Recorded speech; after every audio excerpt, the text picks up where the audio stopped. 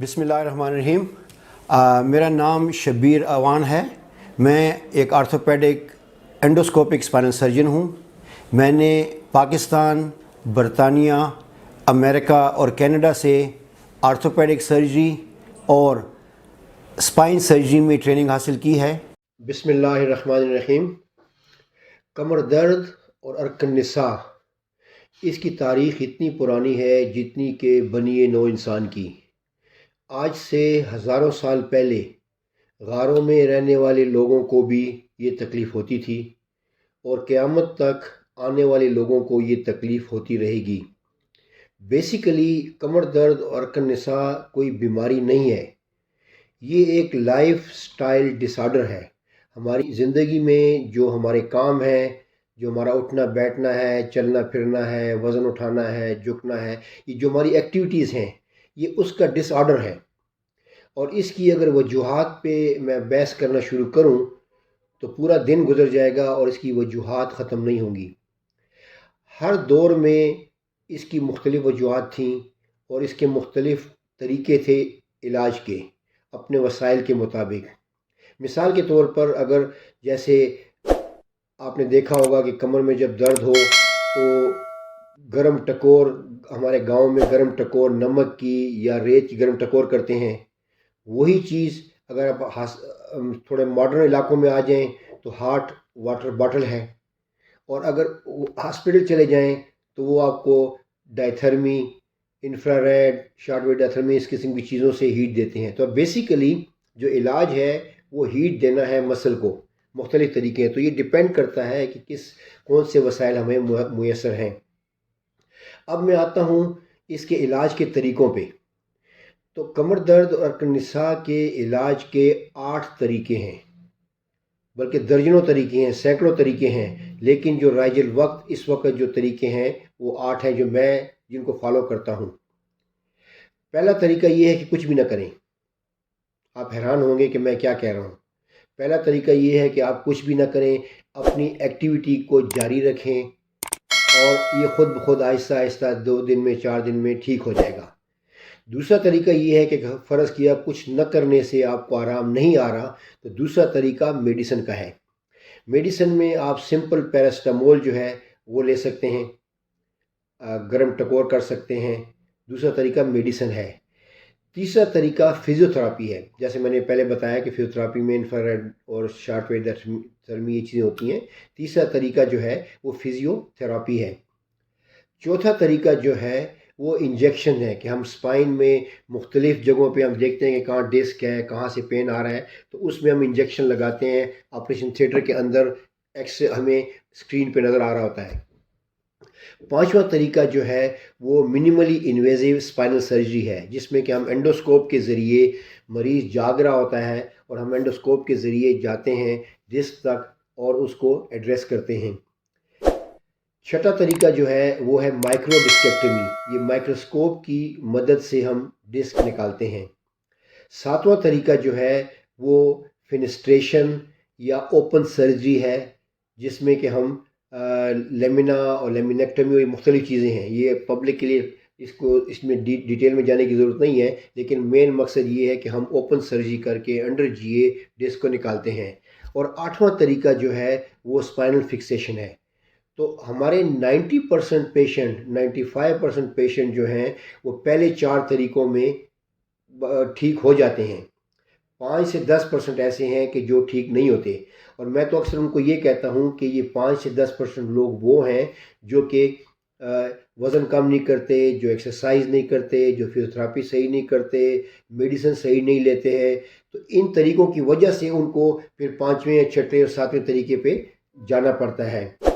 अगर मैं इसकी हिस्ट्री में जाऊं, तारीख़ में जाऊं, तो सैकड़ों इलाज हैं इसके, सैकड़ों इलाज हैं। मसलन पीर बाबा के पास जाना, दम करवाना, किसी मज़ार पे जाके नमक चाट लेना, मज़ार का जो झाड़ू है वो झाड़ू अपनी कमर पे मार लेना, जो उल्टा पैदा होते हैं, जो उसमें हम ब्रीच डिलीवरी कहते हैं, उल्टा उससे लात मरवाना, मुख्तलिफ़ तरीके, इतने तरीके हैं कि आप हैरान होंगे कि ये तरीके इसलिए हैं कि चूँकि बेसिकली इसकी एक वजह नहीं है, اور جس نے جس طریقے سے ٹھیک ہوا، وہ طریقہ آگے چل پڑتا ہے.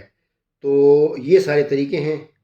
اور میری تو ریکویسٹ یہ ہے کہ آپ اپنے لائف سٹائل کو ٹھیک کریں. فار ایگزامپل، آپ کے جوتے جو ہیں آپ کے وہ ٹھیک نہیں ہوتے، آپ کا بیڈ ٹھیک نہیں ہوتا.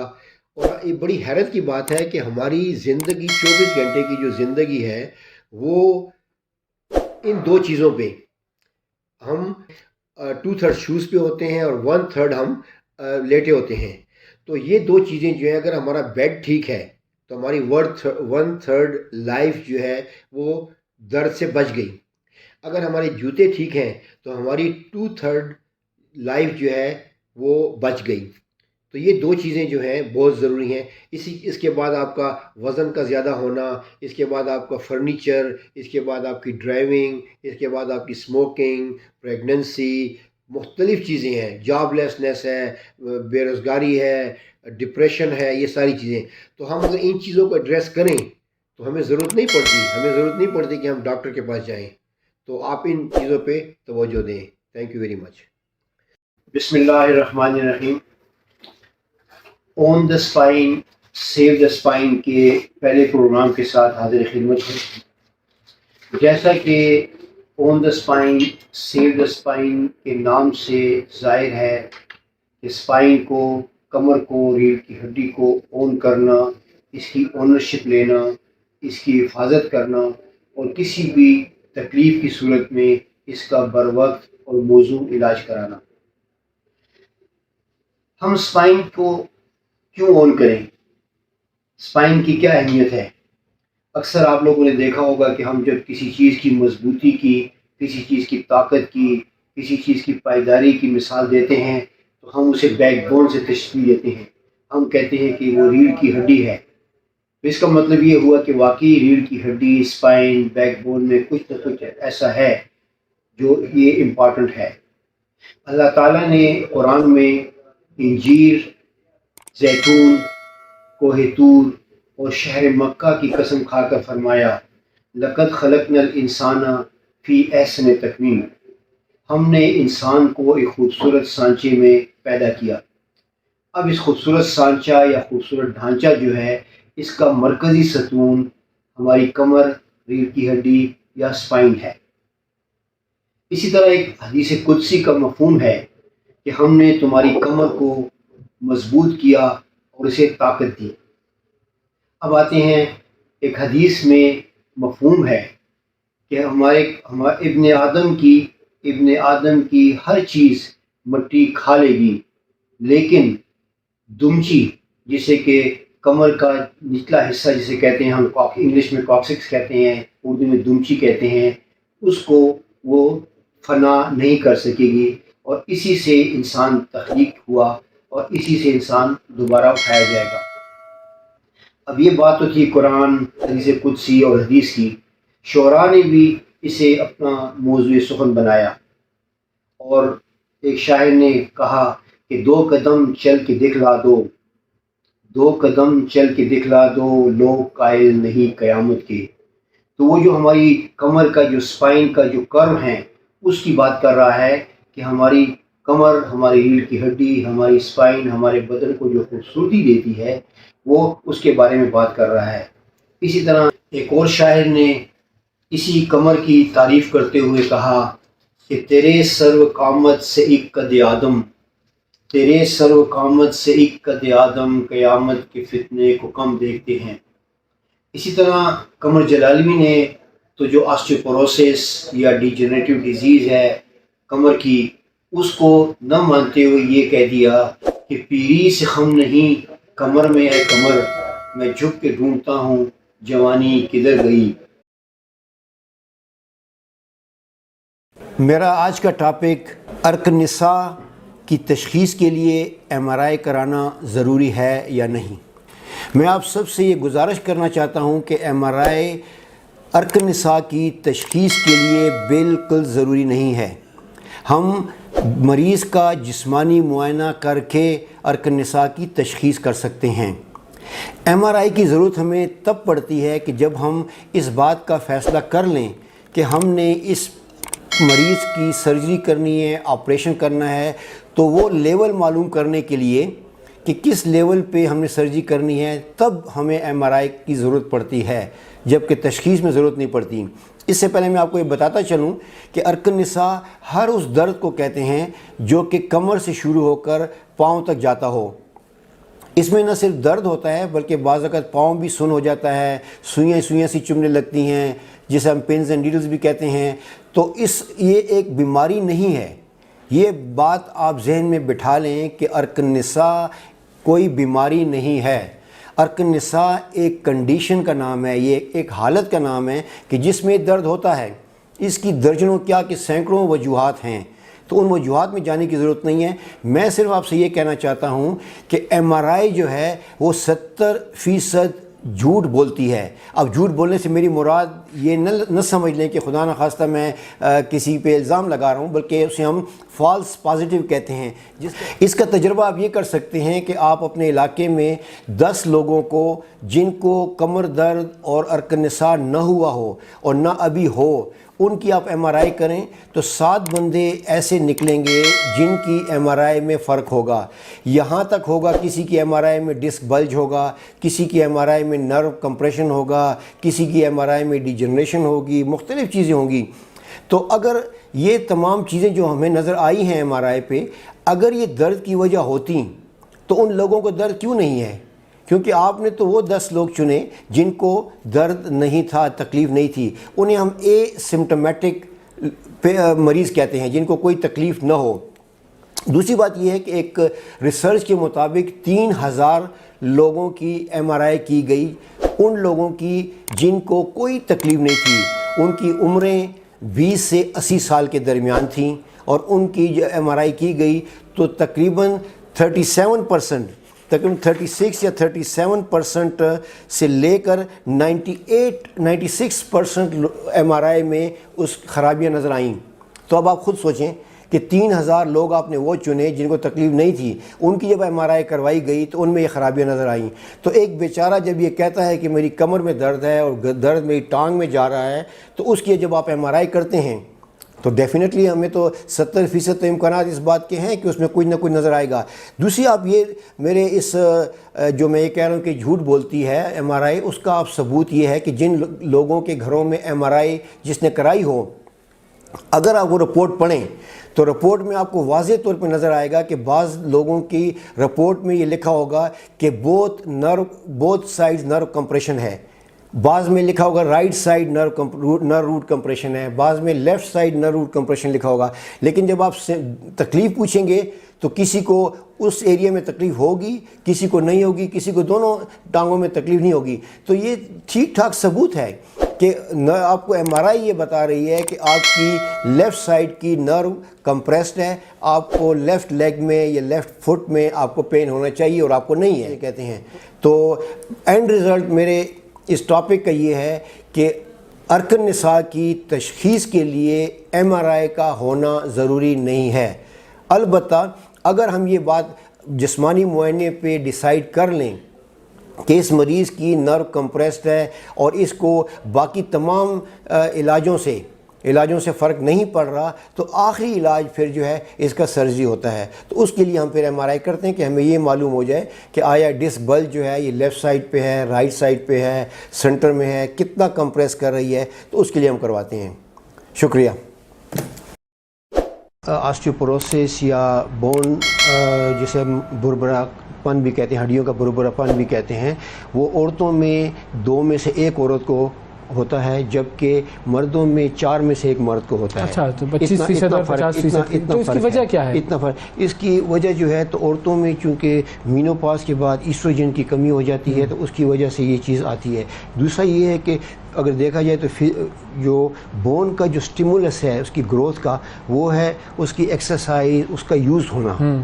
اور عورتیں چونکہ مردوں کے مقابلے میں فزیکلی کم ایکٹیو ہوتی ہیں، لیکن کچھ خواتین یہ کہتی ہیں کام تو ہم بڑا کر رہے ہیں، صفائی کر رہے ہیں، سارا دن میں چل رہی ہوں۔ وہ فزیکلی اتنا نہیں ہوتا جتنا کہ مرد کرتے ہیں۔ تو اس وجہ سے عورتوں میں آسٹیوپوروسس جو ہے وہ زیادہ ہوتی ہے۔ دوسری اس کے علاوہ کئی فیکٹرز ہیں کہ جو آسٹیوپوروسس کچھ فیکٹر ایسے ہیں، جیسے 5 ایسے فیکٹر ہیں جس پہ ہمارا کنٹرول نہیں ہے. وہ کیا؟ فار ایگزامپل جینڈر، میل یا فیمیل ہو گیا. نمبر 2 ایج جو انکریز ہو رہی ہے اس پہ ہمارا کوئی کنٹرول نہیں ہے. نمبر 3 رنگ و نسل، جس میں اب جو سفید لوگوں میں کالے لوگوں کی نسبت آسٹیوپوروسس کم ہوتی ہے، زیادہ ہوتی ہے. سفید لوگوں میں زیادہ ہوتی ہے آسٹیوپوروسس. اس کا ریزن پوچھیں گے ہم آپ سے. اور اس کے بعد جو ہے تو فیملی ہسٹری میں آسٹیوپوروسس جو ہے، اور اس کے بعد جو ہے تو آپ کا باڈی فریم ورک، جو آپ جو چھوٹے اسٹیچر کے لوگ ہوتے ہیں ان میں آسٹیوپوروسس کے چانسز زیادہ ہوتے ہیں. شروع ہوتا ہے ایکچولی ہماری جو ہڈیاں جو ہیں وہ حمل کے 6 7ویں ہفتے سے بننا شروع ہو جاتی ہیں. اور یہ 25 سال کی عمر تک، عورتوں میں 20 سال، مردوں میں 25 سال کی عمر تک یہ بنتی رہتی ہیں. اچھا، ایک انٹرسٹنگ بات یہ ہے کہ ہڈیاں جو ہیں ڈے 1 سے بننا اور ٹوٹنا بیک وقت چلتا رہتا ہے قصہ. ان کی ہڈیوں کی توڑ پھوڑ ہوتی ہے، ساتھ میں ریپیئر ہوتا رہتا ہے، توڑ پھوڑ ہوتی ہے، ریپیئر ہوتا رہتا ہے. شروع میں بچپن میں اور جوانی سے پہلے تک جو ہے ان کا بننا جو ہے وہ زیادہ ہوتا ہے اور ٹوٹنا کم ہوتا ہے. جبکہ 30 ایئرز ایج پہ آ کے بیلنس برابر ہو جاتا ہے. 30 ایئرز میں ٹوٹنا بننا ایکول ہوتا ہے. جب 30 ایئرز کے بعد 40 میں جب جاتے ہیں ہم تو پھر ٹوٹنا زیادہ ہو جاتا ہے اور بننا کم ہو جاتا ہے. تو یہ بیلنس جو ہے، اور اسی لیے اکثر میں اپنے پیشنٹ سے بھی یہ کہتا ہوں کہ آپ کا جو بون بینک ہے، جو بیسیکلی کیلشیم ہے، اگر آپ نے 30 ایئرز ایج تک کیلشیم ڈپازٹ کر لیا ہے بونز میں، تو آپ کو 30 ایئرز کے بعد جو آپ کا یہ جو آسٹیوپوروسس ہے وہ پروسیس کم ہو جائے گا. لیکن اگر جنہوں نے بون بینک 30 ایئرز تک جو ہے جمع نہیں کیا، اس کے آگے ہم آئیں گے کہ کون سے فیکٹرز ہیں جس سے یہ نہیں ہوتا، تو ان کو آسٹیوپوروسس زیادہ جلدی یہ بھی بتائیں کہ کیوں گورے لوگوں میں زیادہ ہوتا ہے اور چھوٹے قد کے لوگوں میں کیوں زیادہ ہوتا ہے؟ چھوٹے قد کے لوگوں میں اس لیے وہ ہوتا ہے کہ اس کا جو باڈی اسٹیچر ہے وہ کم ہوتا ہے اور اس کی جو بون میس ہے وہ کم ہے. اس کی وجہ سے جو ہے یہ فرق پڑتا ہے. اور یہ گورے اور کالے کا جو فرق ہے، تفریق گورے کالے کا فرق جو ہے یہ سائنٹیفک آ رہا ہے، اس کی کوئی ریزن ہے، لیکن یہ نمبرز میں پتہ لگتا ہے کہ نمبرز میں ریسرچ میں یہ آتا ہے کہ ان کو آسٹیوپوروسس زیادہ ہوتا ہے، ان کو کم ہوتا ہے. چلو ادھر تو ایک ہماری ذرا بچت ہو گئی. اگر میرے ساتھ یہ 5 پرومسز کر لیں، چلو 5 پرومسز کر لیں تو میں آپ کو اس بات کی ضمانت دیتا ہوں، ہر عمر کے لوگوں کے لیے ہر عمر کے ضمانت دیتا ہوں کہ آپ کو آسٹیوپوروسس تکلیف نہیں دے گی، ہوگی. Number 1 exercise. ایکسرسائز ہر مرد اور عورت کے لیے ضروری ہے، اور بلکہ مردوں کے لیے تو اللہ تعالیٰ نے ایسا نظام رکھا ہے کہ 5 وقت کی نماز مسجد میں جا کے پڑھنا. تو آپ کا آدھا گھنٹہ، اگر آپ آدھا گھنٹہ برسک واک کریں گے، تو اس کے درجنوں فوائد ہیں. اور ہڈیوں مضبوط ہونا تو اس میں سے پہلے نمبر پہ آتا ہے. خواتین کو تو ہم نے اس فائدے سے نکال ہی دیا نا. لیکن خواتین گھر میں جیسے انہوں نے گھر میں کہا کہ ہم چلتے رہتے ہیں، ہم یہ کرتے ہیں وہ کرتے ہیں، تو گھر میں ان کا وہ بھی جو نماز ہم پڑھتے ہیں، بیسیکلی میں نے نماز پہ پوری ریسرچ کی ہوئی ہے کہ نماز کا ہر فعل جو ہے اس میں میڈیکل فائدے بہت زیادہ ہیں. فار ایگزامپل آپ جب رکوع کرتے ہیں تو ہمیں حکم یہ ہے کہ آپ رکوع ایسا کریں کہ آپ کی کمر بالکل فلیکس ہو جائے. تو اب جب ہماری کمر میں کوئی 18-20 جوائنٹس ہیں جو مڑتے ہیں، تو اگر فرض کیا اگر کیمرہ مجھے دکھا سکے تو میں اگر ایسے موڑوں گا تو میرا بھی پورا جوڑ کھلے گا پھر بند ہوگا. لیکن اگر ہم رکوع پورا نہیں کرتے تو آدھا جھکتے ہیں، آدھا کھڑے ہو جاتے ہیں قیام میں، تو وہ جوڑ جو ہے آہستہ آہستہ اسٹف ہو جاتا ہے. تو وہ تو مسجد میں جو ہے، اس میں مسجد میں نماز پڑھنا جو تو آنا جانا 30 منٹس وہ تو کنفرم ہو گیا. ٹھیک ہے، پہلا وعدہ یہ ہو گیا. دوسرا وعدہ یہ ہے کہ کیلشیم کی جو وہ ہیں فوڈ ہیں، جب فار ایگزامپل دہی ہے، دودھ ہے، گرین ویجیٹیبلز ہیں، وہ لیں. نمبر 3 جو ہے سن ایکسپوجر، کہ سورج میں کم از کم 10 منٹ 15 منٹ ڈیلی جو ہے وہ 3-4 بجے نہیں ہو سکتا ہے کہ کہیں سے ہیٹ اسٹروک نہ ہو جائے، 10-11 بجے جب دھوپ اتنی تیز نہیں ہوتے. یہ ہو گیا. چوتھی چیز جو ہے وہ اسموکنگ سے کوئٹ کرنا ہے. جو لوگ اسموکرز ہیں، اسموکنگ جو ہے بیسیکلی ہڈیوں کو وہ کھا جاتی ہے.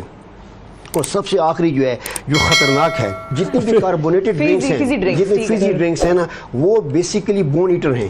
وہ ایسے شوگر جو ہے انٹیک زیادہ، شوگر کے علاوہ اس میں جو سلفیورک ایسڈ اور دوسرے ایسڈ اور دوسرے وہ ہوتے ہیں، ان کی وجہ سے وہ بون ایٹر. تو یہ 5 پرامسز اگر آپ کر لیں کہ ان چیزوں پہ عمل کرنا ہے، ہڈیوں کو بچا لیں گے، ہڈیوں کو آپ ڈیفینیٹلی بچا لیں گے، آپ کو جو بربرا پن ہے وہ سلو ڈاؤن ہو جائے گا. ٹھیک ہے، یہ کیا ہے اور یہ کس سٹیج پر کرنی ہوتی ہے؟ بیسیکلی میں اسپائنل سرجن ہوں، منیمل انویزو اسپائنل سرجن. اس کا مطلب یہ ہوتا ہے کہ آپ چھوٹے سے کٹ سے آپ جو ہے تو وہ مطلوبہ نتائج حاصل کر سکتے ہیں. جیسے فار ایگزامپل منیمل انویزو میں یہ ہے کہ ہم مریض کو جنرل انیستھیزیا نہیں دیتے، اچھا، انہیں ہم لوکل انیستھیزیا دے کر جو مطلوبہ ڈسک ہے اس تک جاتے ہیں نیڈل کے ذریعے، اور پھر اس نیڈل پہ ہم سکوپ ڈال کے ہمیں اسکرین پہ نظر آ رہا ہوتا ہے تو ہم وہ ڈسک جو ہے وہ نکالتے ہیں. تو اس کو منیملی انویزو اسپائنل سرجری کہتے ہیں. کیونکہ آج کل تو سارا دور جو ہے جیسے پرانے زمانے میں جو ہے تو اوپن کر کے تو پتا نکالتے تھے، ابھی جو ہے تو لیپروسکوپک سرجری ہو رہی ہے. اسی طرح بلیڈر میں تو تمام جو فیلڈز ہیں آرتھوپیڈک کے علاوہ بھی جو ہے جنرل سرجری ہے، یورالوجی ہے، اس میں منیمل انویزو کی طرف ہم جا رہے ہیں. اور آخر میں کوئکلی شیاٹیکا کا کیا علاج ہے، کیوں ہوتی ہے، ٹریٹمنٹ کیا ہے اس کی؟ شیاٹیکا بیسیکلی ہر اس درد کو کہتے ہیں کہ جو کمر سے شروع ہو کر ٹانگ میں جاتا ہے، اس کو ہم شیاٹیکا یا ارکن نساء کہتے ہیں. اس کی ارکن نساء اردو میں نام کتنا خوبصورت ہے ویسے. ارکن نساء. تو اس میں جو بیسیکلی جو ڈسک ہے، جیسے آپ نے شروع میں کہا سلپ ڈسک نام کی کوئی چیز نہیں ہوتی. یہ مس مینور ہے. سلپ ڈسک نہیں ہوتی بلکہ یہ وزن کی وجہ سے جو ہمارے ورٹیبراز ہیں ان کے درمیان ڈسک جو ہے وہ پریس ہوتی ہے تو ڈسک باہر نکل آتی ہے. باہر سے مطلب اندر اسپائنل کینال کی طرف چلی جاتی ہے تو وہاں سے جو نروز نکل رہی ہوتی ہے اس پہ پریشر پڑتا ہے، اور بعضوں کا جو ہے یہ کیمیکل اریٹیشن کی وجہ سے شیاٹیکا ہوتا ہے. لیکن میں جاتے جاتے یہ بات کہہ دوں کہ شیاٹیکا اور نساء کے لیے 95% کیسز میں سرجری کی ضرورت نہیں پڑتی. بالکل صحیح. بہت شکریہ شبیر صاحب، وقت دیا آپ نے سر، بڑا زبردست ٹاپک. بسم اللہ الرحمن الرحیم. اکثر مریضوں کو یہ شکایت ہوتی ہے کہ ڈاکٹر حضرات جو دوائیں لکھتے ہیں وہ صرف ان کے کلینک میں یا ان کے نزدیک کیمسٹوں کے پاس ہوتی ہیں. ایسی کوئی بات نہیں. ڈاکٹر جو دوائی لکھتا ہے وہ ہر جگہ ہر کیمسٹ کے پاس، اچھے کیمسٹ کے پاس دستیاب ہوتی ہے. اس میں فرق یہ ہوتا ہے کہ فارمولہ وہی ہوتا ہے لیکن نام کچھ اور ہوتا ہے. تو میں آپ کو آج یہ سمجھاتا ہوں کہ یہ اصل طریقہ کار کیا ہے. ہر دوائی کے دو نام ہوتے ہیں، ایک ٹریڈ نیم ہوتا ہے اور ایک جنرک نیم ہوتا ہے. ٹریڈ نیم وہ ہوتا ہے کہ جس کے نام سے دوائیاں بکتی ہیں. جنرک نیم بیسیکلی فارمولہ ہوتا ہے. تو فار ایگزامپل یہ ایک دوائی ہے، اس کے یہ دو قسم کی دوائیاں ہیں. ان کے اوپر جو نام لکھا ہوا ہے وہ ٹریڈ نیم ہے، جبکہ نیچے اگر آپ غور سے دیکھیں تو دونوں ایک ہی چیز ہیں. تو اگر ڈاکٹر آپ کو یہ دوائی لکھتا ہے اس نام سے اور یہ آپ کے علاقے میں اویلیبل نہیں ہے تو آپ یہ دوائی جو ہے یا کوئی اور دوائی جو فارمولہ نیم ایک ہونا چاہیے وہ لے سکتے ہیں. اسی طرح یہ مختلف مثالیں ہیں. اس کا بھی اگر آپ دیکھیں تو یہ اوپر جو بڑا نام لکھا ہوا ہے یہ ٹریڈ نیم ہے، اور نیچے بریکٹ میں جو لکھا ہوا ہے وہ فارمولہ یا جنرک نیم ہے. اسی طرح ہر دوائی کا، دنیا میں جتنی دوائیاں بھی ہیں ان کی یہ چیز ہوتی ہے. تو آپ سے میری گزارش یہ ہے کہ آپ ان ٹریڈ نیم کے پیچھے نہ پھریں. اس کی مثال ایسی ہی ہے کہ جیسے آپ چائے جو ہے وہ آپ پی سی میں بھی پی سکتے ہیں، وہ آپ ڈھابے میں پی سکتے ہیں، مہمان ہوٹل میں پی سکتے ہیں، ہر جگہ پی سکتے ہیں. اس کی کمپوزیشن وہی ہوتی ہے. تھوڑا بہت فرق ہوتا ہے، اچھی کمپنی بری کمپنی. تو وہ فرق بھی اس لیے زیادہ نہیں ہوتا ہے کہ جتنی بھی میڈیسن ہیں ان کا را مٹیریل باہر سے آتا ہے. یہاں صرف پیکنگ میں، اس کی اسٹیرلائزیشن میں، ان کی جو ہے تو پروسیسنگ میں یہ تھوڑا بہت فرق ہو سکتا ہے، لیکن بیسیکلی چیز وہی ہوتی ہے. تو آپ سے گزارش ہے کہ آپ ٹریڈ نیم کے پیچھے نہ جائیں. آپ کے نزدیک کوئی بھی فارمیسی ہو اس سے آپ جنرک نیم یا فارمولہ نیم سے دوائی لے کے استعمال کر سکتے ہیں. کیونکہ اگر فرض کیا آپ ٹریڈ نیم کے پیچھے پھریں گے تو آپ کو خرچہ بھی دینا پڑے گا. میں نے خود دیکھا ہے کئی لوگ جو ہے دوسرے شہروں سے آتے ہیں، دوسری جگہوں سے آتے ہیں. تو اس لیے کوشش کیا کریں کہ یہ جو ہے مل جائے تو بہتر ہے، کیونکہ اس سے ذہنی سکون ہوتا ہے کہ ڈاکٹر صاحب نے جو دوائی لکھی ہے مجھے وہی ملی ہے. اور یہ مرض خاص کر عورتوں میں زیادہ ہوتا ہے. عورتیں کہتی ہیں کہ نہیں مجھے وہی ڈبی چاہیے، مجھے وہی چاہیے، حالانکہ چیز وہی ہوتی ہے جنرک نیم کے حساب سے. میں نے اپنے فولڈر پہ یہ لکھا ہوا ہے کہ اگر یہ دوائی آپ کو اپنے علاقے میں نہیں ملتی اس نام سے، تو کسی بھی نام سے سیم فارمولا اور ملی گرام سیم ہو، کسی بھی اچھی کمپنی کی ہو، اس سے آپ لے سکتے ہیں۔ تو امید ہے کہ آپ ٹریڈ نیم کے پیچھے نہیں گھومیں گے، بلکہ جنرک نیم اور مل گیا فارمولا نیم تو اس سے آپ لیں گے۔ بڑی مہربانی، شکریہ۔